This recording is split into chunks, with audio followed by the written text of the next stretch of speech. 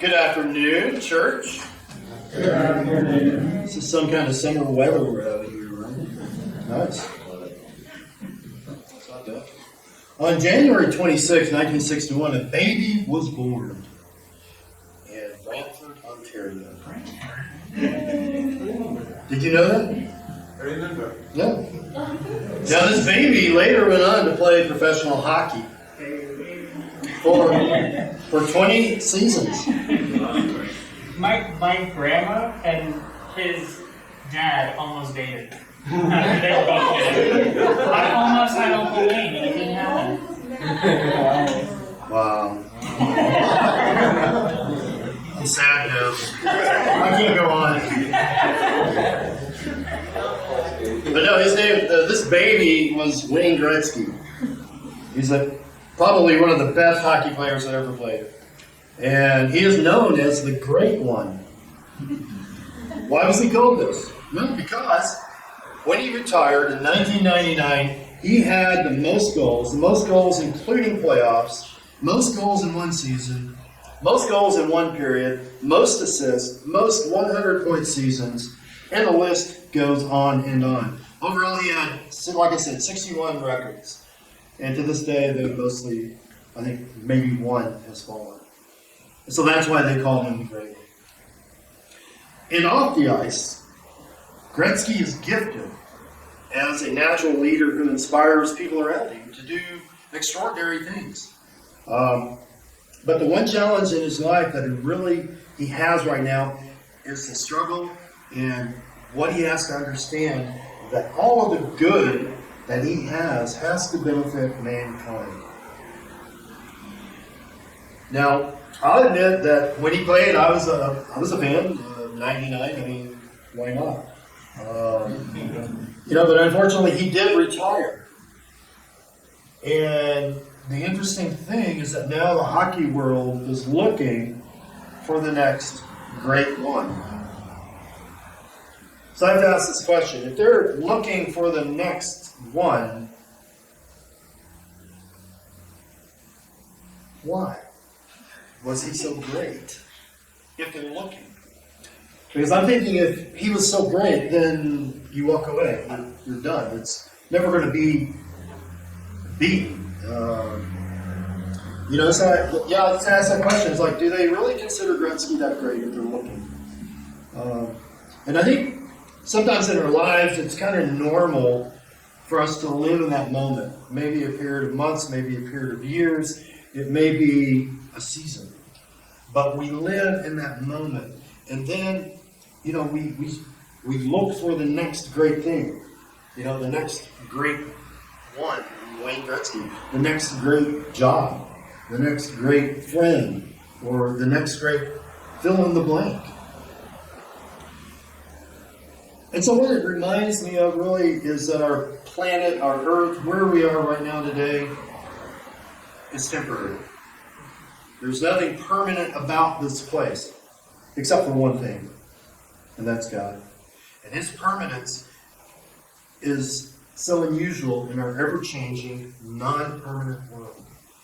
And so today's song, How Great Is Our God, reminds us of several, many millions, not millions, but a lot of characteristics of God that we're going to look at today. And it's all going to come back and it's going to say why and how God is good. So before we do that, let's pray. Holy God, we just come to you now. We praise you for who you are, your greatness. You're allowing us to come together this Sunday afternoon. Father, we just ask that your Spirit will fill this room, fill our hearts. Talk to us, Lord. Let us hear your voice. We thank you for these next moments, and God, we just give you everything that we have. We just pray all this in Jesus' name. Amen. So the song, How Great Is Our God, came out in September of 2004. It was written by three guys: Chris Tomlin, Ed Cash, and Jesse Reeves. The song won Song of the Year in two times. I don't know how you do that, but it won Song of the Year twice. First it won Song of the Year in 2006 at the Dove Awards. And then again in 2008, it won Song of the Year again. And Chris Tomlin, he's a guy that really doesn't need a lot of introduction, but I'll go ahead and give you a background on him. Simply because he's from Texas. You know? But he was born in 1972 in Grand Saline, Texas. And he learned how to play the guitar by playing along with Willie Nelson records. That's pretty cool. Willie Nelson is a big country star in the U.S. And it's just kind of unusual. Tomlin wrote his first worship song at the age of 14. And in high school, he learned how to lead worship. And in 1990, believe it or not, he attended Tyler Junior College, and he was going to school to either get into a medical career or physical therapy, some medical-related field. From Tyler Junior College, he graduated in 1992. Then he went on to Texas A&M. At Texas A&M, he attended a campus Christian group called Breakaway, where he attended Bible studies with Louis Giglio. And in 1997, Tomlin, he partnered with Giglio to perform Passion conferences. And ever since that day, Passion conferences are something really big. I don't know that they've gone worldwide, but they probably should. Tomlin has received 26 different music awards, 23 Dove Awards, 2 Billboard Awards, and 1 Grammy. He states that he wrote this song while he was living in Austin, Texas, reading Psalm 104. He said that within the first few verses of the song, he pretty much had the song in his mind.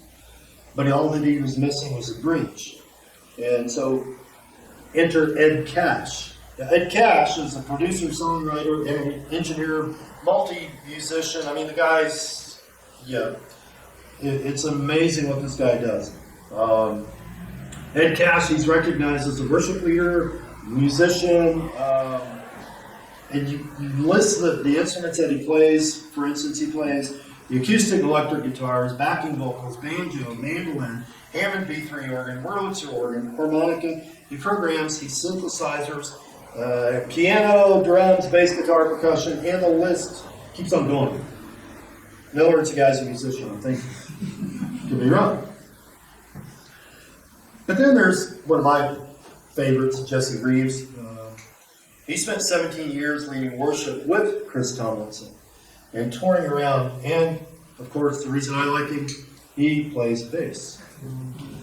But he's also known for co-writing over 224 different songs with people like Chris Tomlin, Matt Mayer, Matt Redden, Christine Uncles, and a whole lot of other people in the Christian music world. Reeves is also a Christian church planter, and he's also a pastor. Well, our song today, How Great Is Our God, it covers things like God is a ruler, God is majestic, He's clothed in light, He's timeless, and He's part of the Trinity. And I'm thinking that if you've been around church for the past 15 or so years, I'm sure you've heard this song. But is the song biblical? Well, let's look. In the first words of the song, the splendor of a king, clothed in majesty, let all the earth rejoice. God is clothed in grandeur, royalty, and supreme greatness. We see in Psalm 104, which Tomlin admits holiness from. Psalm 104, verse 1. Bless the Lord, O my soul. O Lord, my God, you are very great.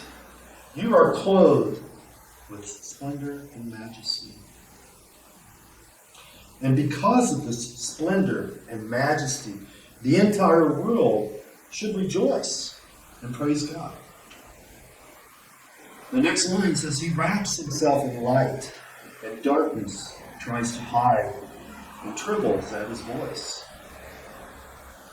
We don't have to turn too far in Psalm 104. We go to verse 2, and we see covering yourself with light as with a garment. So not only is God clothed in majesty, he's clothed in light, which brings life and blessing.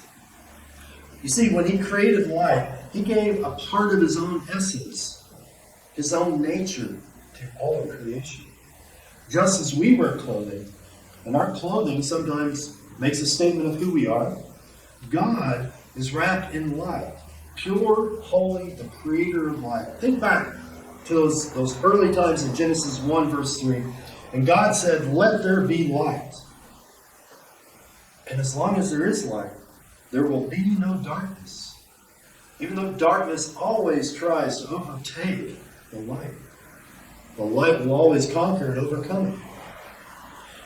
I think of John 3, verse 20. For everyone who does wicked things hates the light and does not come to the light, lest his works should be exposed. Next in the song, we move on to the chorus, which really is a simple point. It's, how great is our God? Sing with me, how great is our God? And oh, we'll see how great is our God. Jeremiah, in chapter 10, verse 6, he writes, "There is none like you, O Lord. You are great, and your name is great in might." Now, in comparison to other gods or idols which people worship, our God is not a bird. No. He commands, he counsels, he comforts us. We call on him and call him back. We move on to verse 2.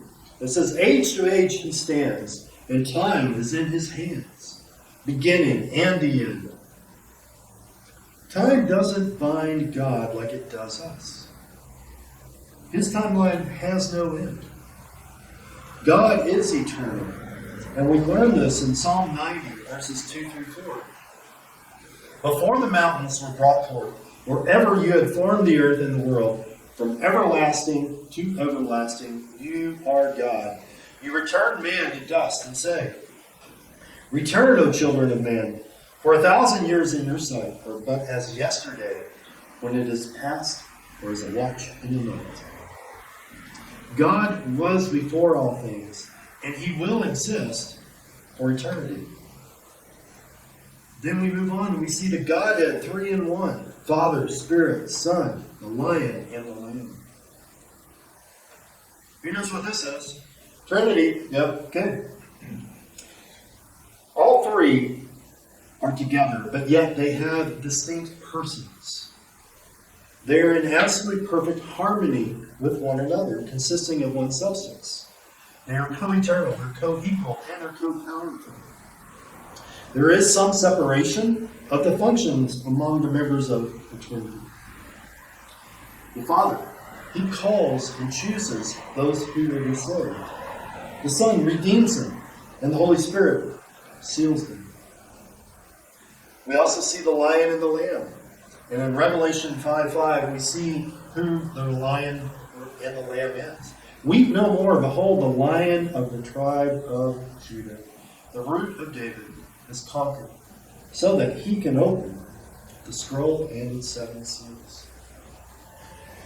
This right here is comforting because we know right there that Jesus has achieved victory over every one of God's enemies. And he has the authority to open up the scrolls and reveal what's about to happen. The Lion of Judah, the Root of David, those are titles of the Messiah, the divine Messiah, and it fulfills the Old Testament prophecies that refer to the promise of salvation for all of mankind. John the Baptist in John 1:29 said this, "The next day he saw Jesus coming toward him. He said, 'Behold, the Lamb of God who takes away the sin of the world.'" It conveys a concept of innocence, voluntary sacrifice, substitutionary atonement, effective obedience, and redemptive power like that of the Passover lamb. The song moves to the chorus again, but then we move on to the next verse, and it says, "Name above all names, worthy of our praise. My heart will sing, how great is our God." When you think about it, Jesus didn't come here and crown himself king or Messiah or God. No, God did that. God crowned him, God the Father, and he lifted Jesus up to this throne of majesty. Because we see in Paul's letter to the Philippians, chapter 2, verse 9, therefore God has highly exalted him and bestowed on him the name that is above every other name. This implies that God declares Jesus has a character and a person above all things. There is no higher name than God. And Jesus has that name. This song really does a great job of explaining why God is great and how great he really is. It is biblical and it has very sound theology. It glorifies God as the exalted, eternal ruler of the universe, whose light causes those in darkness to flee. Yet at some point in the future, every knee will bow and confess that Jesus is Lord. But how do we measure greatness? We see how great is our God. How do we measure that? Is it physical? Is it emotional? I mean, really, what is the criteria for something to be great? I think it's different for each one of us, depending on our experiences and our maturity levels. Let me explain. When I was a child, I thought it was great to be able to eat Captain Crunch cereal. Sweet, sugary, just really great. I loved it. Now, I'm a little older. I think it's great that I can eat pain au raisin, pain au chocolat, avec mon café. My mom didn't let me have coffee when I was a kid. It was sad. Another example is I used to think that Led Zeppelin was a great band. But then Rush came along. Well, Led Zeppelin is still a great band. They're just different than what my taste was, where I was. I have a question for you guys now. Which is greater, mountains or ocean? There's no right answer. But in my opinion, I think both the ocean and the mountains are great. I mean, you know, when we look at the song and we normally see a sentence structure like this, we see how. And usually that leads to a question, right? But this is a statement. And it's a statement saying God is great. In other words, God is so great that he is clothed in splendor, in majesty, wrapped in light. And all I'm wearing, is top. But God is so great that he was around before the beginning of the world, before creation. And you see, I think great is a very subjective term based on our view and our perspectives. And when that changes, and we get a new view, a new perspective, I think that's when we see who God is. And throughout the Bible, we're told about who God is. We're told about his greatness. We're told about how he is great. But do we see it? Do we experience this? Do we allow the Bible and the Holy Spirit to change our view and our perspective to one that will glorify God and give him all glory, praise, and honor? From the creation of Adam and Eve to the events which are yet to come, God will get the glory, and those who believe in him will be drawn in closer to him. And God indeed is great. And so when we define how great God is, sometimes we might hear words like omniscient, omnipresent, omnipotent. Anybody heard those words? Well, these describe just a few of the characteristics of who God is. And when we look at it, omniscient, God is limitless in all he knows. He never needed counsel or asked for wisdom. Has God ever asked either of you guys for advice? So I'd ask me, and I'm a pastor. Greg, you? No? He doesn't need to. Why? Because he's God. We see in Isaiah 40, verse 13, who has measured or directed the Spirit of the Lord, or what man shows him counsel? You see, God is so great that he knows our questions we should have asked, but we didn't ask. He knows our questions before we ask. But when we are filled with doubt and fear, we can't see the end in sight. God invites us to trust him right then and there. That's when we are to trust him. The next term is omnipotence. God is measureless in all that he does. He's not limited, and there's nothing he cannot do. He's never threatened, fearful, or afraid. We don't always understand his ways because of our limitations of being human. You see in Romans 11:33, oh, the depth of the riches and wisdom and knowledge of God. How unsearchable are his judgments and unscrutable his ways. God's plan results in good for us, and it brings him glory. His decisions have a logic that we, most of the time, can't understand or comprehend without divine revelation.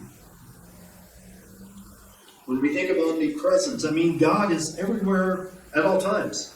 He's not confined or limited in his existence like we are. He's never taken a day off. He didn't need one. He's not spread too thin, and he doesn't stop listening to me when I'm praying to answer your prayers and hear your prayers. He doesn't work that way. He has never changed, and he is 100% here right now, and also he is 100% present all over the world. But the main thing is, because God is great, we should trust him. We get tired, we get overwhelmed, we get afraid. But sometimes we just want to give in and quit. Don't quit trying, just quit trying so hard and wait on God. Waiting on God is perhaps one of the most difficult things that we as Christians can do. But it's the most profitable. You see, his timing, his strength, his hand is there to hold you up in those times. If he can set in motion light, the universe, and everything else you see, touch, and smell, and taste, and everything, imagine how he can hold you up. Also, because God is great, we should praise him. Praise him in the good times and the bad.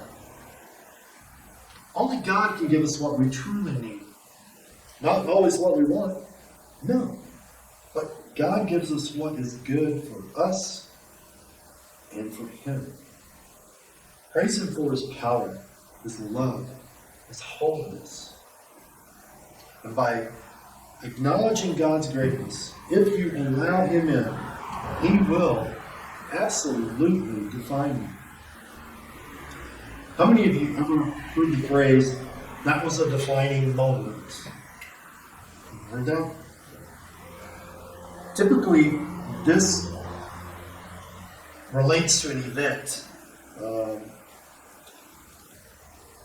It's a time whenever we are required to make a decision, or when we experience something that's going to fundamentally change us, one way or another. Easily summed up, it's an event that transforms our lives. During my existence on this planet, I've had a few of these defining moments. The one I want to share with you today, though, is the one when I decided to go back and complete my biblical studies degree. Don and I prayed about this decision. We asked our pastors to pray with us. We asked our elder Bible study group to pray with us. And so we all prayed for this decision. And the decision was made. I walked off my job and enrolled the next day. We had no idea how our bills were going to be paid because our house, our cars, everything we owned relied on two incomes. And now we were going to be down to one income. This defining moment is called put faith in God. And that's what we did.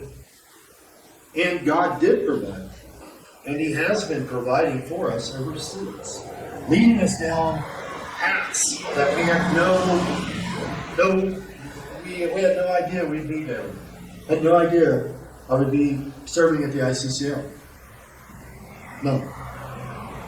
For me personally, this defining moment was called Follow God. Because you see, when I was 18 years old, God called me into ministry. I didn't follow. But at 48 years old, I enrolled in school and went back and got the degree.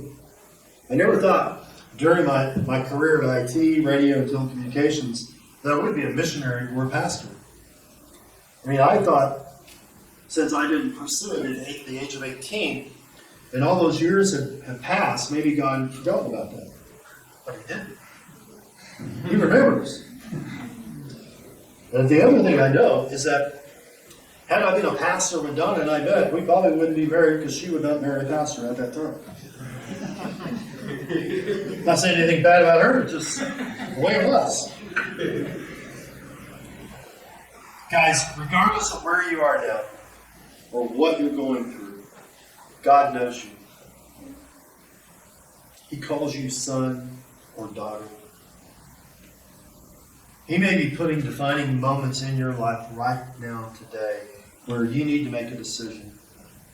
Nothing is too big for God to accomplish. And nothing is too little for Him to use to accomplish it. It's because God is great. Give everything to Him. If God says go, go. If He says stay, stay. Follow Him. And time after time, you will see His faithfulness, His love, and His greatness. So wrapping this up today, this song talks about God as a ruler. God is majestic. God is clothed in light. God is timeless. God is a part of the Trinity. The song glorifies God as the exalted, eternal ruler of the universe, whose light causes those in darkness to flee. Yet at some point, every knee will bow. Because God is great, we should trust Him. Because God is great, we should praise Him in the good times, in the bad. And He's the only one that can give us truly what we need. And the beauty of that is what God gives us. It's good for you, and it's good for the glory of God. Praise Him for His power, His love, and His holiness. Today, if you're here, you're wondering about this great God and want to know more about Him, who He is, how come we call Him so great? Feel free to talk to me. And I would be happy to explain more in detail how great